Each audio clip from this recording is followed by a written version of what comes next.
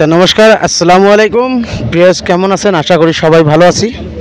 তা আজকে আমরা আমার ধর্মশালা যে রাজাগাল্লি, তা ওইখানে আমরা টুল গেট নতুন বানাইতেছে। তা অবশ্যই আমরা একটা খুব সুন্দর একটা ভিউ দেখলাম।